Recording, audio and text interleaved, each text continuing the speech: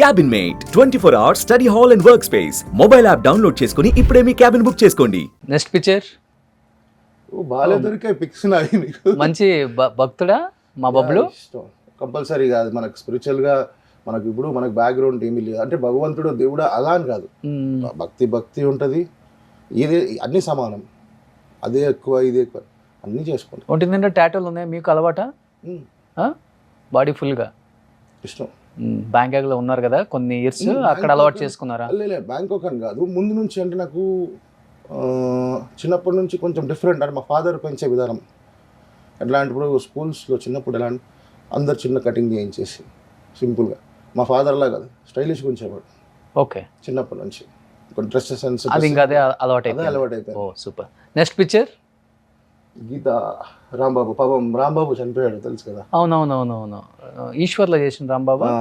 Okay, తను actually హీరోగా ఒక సినిమా లాంచ్ అయింది, తనే దానిలో హీరో. ఓకే, అరటిలో అరటిపండు అని చెప్పి తనే హీరోగా చేస్తుంది. అంటే పొట్టి అబ్బాయి ఒక పోలీస్ ఆఫీసర్ క్యారెక్టర్, సినిమా హాఫ్లోనే చనిపోయాడు. ఓకే, అందుకే బయటికి రాలే ఆ సినిమా.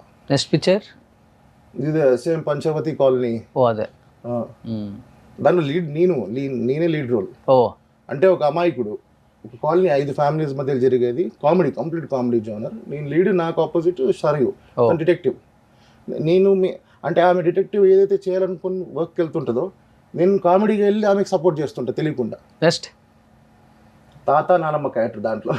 ఇది ఈయన కూడా చనిపోయారు అనుకుంటా. అయితే ఈ ఫోటో రీజన్ ఏంటంటే ఆ సినిమా సీరియల్లో హాల్లో ఈ ఫోటో మెయిన్ ఓపెన్ అవ్వగానే ఫస్ట్ ఈ ఫోటో నుంచి స్టార్ట్ అయ్యేది పైలట్స్. సో అది వచ్చుంటే బాగుండేది, చాలా బాగుండేది స్టోరీ. నెక్స్ట్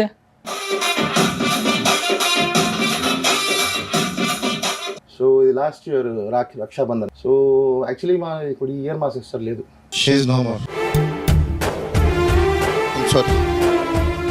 కొంచెం హెల్త్ ఇష్యూస్ వల్ల తను. ఏంటి ప్రాబ్లం బాబులు? ఐటీపీ అంటే ఫస్ట్ ప్రెగ్నెన్సీ అప్పుడు లేడీస్కి కొన్ని ప్రాబ్లమ్స్ వస్తాయి, అంటే లైఫ్ లాంగ్ క్యారీ అవుతుండే. అంటే కొందరికి బీపీ, కొందరికి థైరాయిడ్, కొందరికి ఫిట్స్ లాంటిది. ఇట్లా మా సిస్టర్కి ఐటీపీ వచ్చింది, ITP plus BP 2. So ITP అంటే రేర్ బ్లడ్, రేర్ ఎట్లా ప్లేట్లెట్స్ మాటిపడికి పడిపోతుంటాయి దానివల్ల. సో ఎట్లా అంటే ఆల్మోస్ట్ 1,80,000 ప్లేట్లెట్స్ ఉండాల్సింది ఒక సడన్గా ఆమెకు 10,000కి వచ్చేసింది లాస్ట్ స్టేజ్. 10,000 5,000 ఇంకా ఫినిష్. అంటే ఎప్పుడైతే 70,000-80,000 తగ్గుతున్నాయంటే ఇంకా మనిషి డల్ అయిపోతారు. దాంతోపాటు భయం పెట్టేసుకుంది, బీపీ హై, బ్రెయిన్లో క్లాట్స్ 6-7 క్లాట్స్ వచ్చేసి. ఓకే, ఒక చెల్లెలు కదా. యా, బాగా ఇద్దరి మధ్య బాండింగ్ ఎలా ఉంటుంది? చాలా బాగా. యాక్చువల్లీ చిన్నప్పుడు మేము ఎలా అంటే ఇప్పుడు నాతో పాటు నేను షూట్స్కి వెళ్తుంటాను, మా సిస్టర్ని కూడా తీసుకొచ్చాడు మా ఫాదర్. అంటే మా నాన్నకి ఇష్టం ఎట్లా అంటే ఫిలింలో ట్రై చేయాలి, నాకు రాకపోయినా నా పిల్లలకైనా వస్తుంది.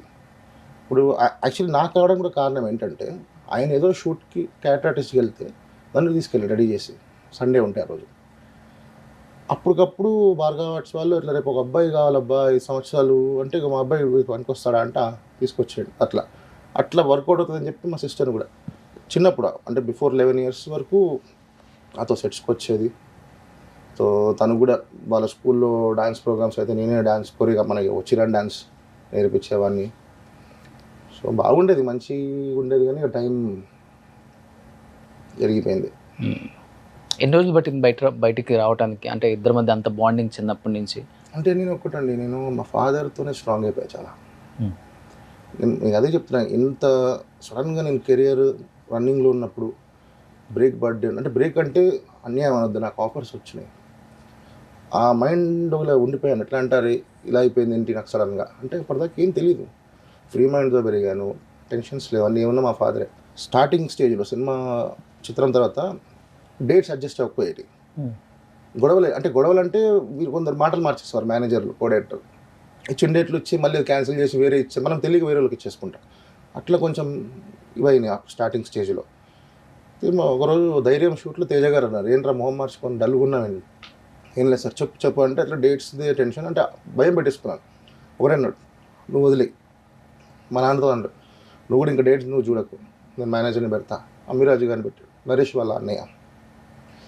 అంటే ఏది ఉన్నా అంటాడు, టెన్షన్ అయినా పడేది ఉంటే నువ్వు పడు, వాడికి ఇవ్వద్దు, ఫేస్లో తెలియకూడదు. అది చెప్పిన దగ్గర నుంచి మా నాన్న ఏ రోజు నాకు టెన్షన్ పెట్టకుండా పెంచాడు.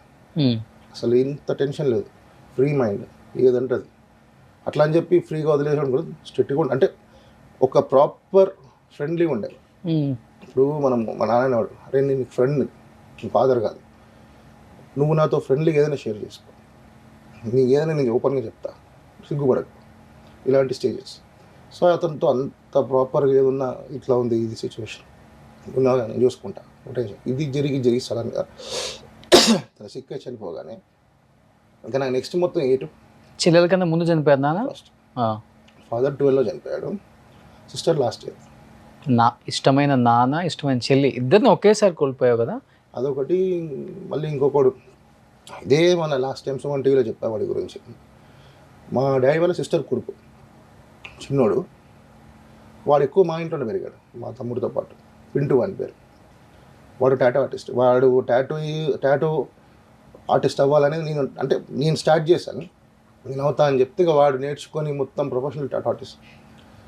వాడు సడన్గా ఈ ఇయర్ జనవరిలో. అంటే నాకు మెయిన్ ఇష్టమైన ముగ్గురు ఇది. అంటే మా ఫాదర్కి ముందు పెట్స్ అంటే బాగా ఇష్టం ఉంటుంది. 3 కుక్కలు మెయింటైన్ చేశాను పెద్ద. ఒక్కోటి అయిపోయింది, సెకండ్ అయిపోయింది, అప్పటి నుంచి చంపేసుకున్నా. ఇంకా స్ట్రాంగ్ పోదు వీటి జోలికి. ఇది ఎప్పుడుదే?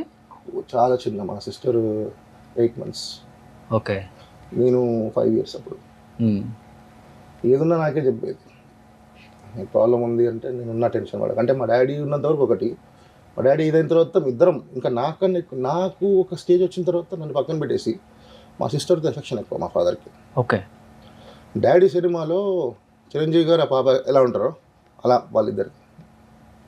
అంటే మా ఫాదర్ అందరితో నేననే కాదు, నా ఫ్రెండ్స్, ఈవెన్ నా ఫ్రెండ్స్ కూడా మిస్ అయ్యేవారు. అంటే అంకుల్ అట్లా, అంటే ఫ్రెండ్లీ నేచర్తో ఎవరు ఏజ్ గురించి చెప్పా. చిరంజీవి గారు యాక్చువల్లీ చెప్పాలంటే చిరంజీవి గారిని కలిసిన తర్వాత మా ఫాదరు ఇది. బట్ మా ఫాదర్ మిస్ అయిన తర్వాత ఆ రోజు బోట్లో విషయాలు రీగైడ్ చేసుకుంటా, అంటే మా నాన్న స్టైల్లో చెప్పారు ఆయన కూడా ఆ రోజు. సో అందుకే నాకు గుర్తొస్తుంటాయి అప్పుడప్పుడు, ఏదన్నా కొంచెం మిస్ అవుతున్నప్పుడు అది గుర్తు తెచ్చుకుంటా, స్ట్రాంగ్ అయిపోతాను. ఇప్పుడు ఏం చేస్తాం, అందరు అయిపోయిన తర్వాత స్ట్రాంగ్ అవ్వడమే బెస్ట్ కదా నిజంగా.